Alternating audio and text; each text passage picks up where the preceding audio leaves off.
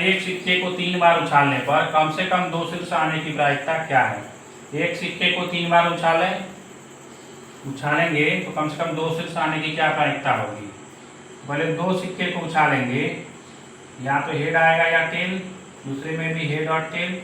ये दोनों देखिए कितने तरीके से आ सकते हैं। पहला हेड और हेड आएगा, दूसरा हेड और टेल,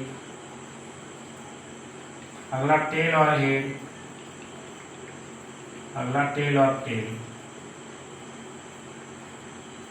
इतने तरीके से ये आ सकते हैं 2 सिक्के। फिर एक सिक्के ले लीजिए, हेड और टेल।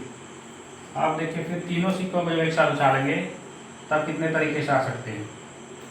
यहाँ हेड और हेड तो है ही, एक हेड इससे ले लीजिए, दूसरा हेड और हेड तो है ही, इसके साथ एक टेल ले लीजिए, अगला इसके साथ हेड और टेल तो है ही, इसके साथ एक हेड ले लीजिए, फिर हेड और टेल तो है ही, इसके साथ एक टेल ले लीजिए, फिर अगला टेल और हेड तो है ही, इसके साथ एक हेड ले लीजिए, टेल और हेड तो है ही, इसके साथ एक टेल ले लीजिए, अगला टेल और टेल तो है ही, इसके साथ एक हेड ले लीजिए, फिर अगला टेल और टेल तो है ही, इसके साथ एक टेल ले लीजिए।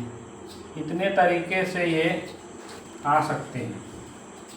तो 1 2 3 4 5 6 7 8 तरीके से ये आ सकते हैं। आप कहता है कम से कम 2 शीर्ष मतलब हेड, 2 हेड साथ में आना जरूरी है। कम से कम 2 हेड कहाँ पर देखिए, कम से कम 2 हेड, अधिक से अधिक जितना भी आ सकता है। देखिए यहाँ पे 2 हेड है, एक अधिक भी है तो उससे चलेगा, कम से कम 2 होना चाहिए। एक यहाँ भी 2 हेड है, 2 यहाँ भी 2 हेड है, 3 यहाँ पर देखिए 2 हेड नहीं है, 1 हेड है, यहाँ 2 हेड है, यहाँ भी देखिए 1 ही हेड है, यहाँ भी 1 ही हेड है। अब यहाँ हेड है ही नहीं। कितने बार आए, 1 2 3 4, 4 बार जो है 2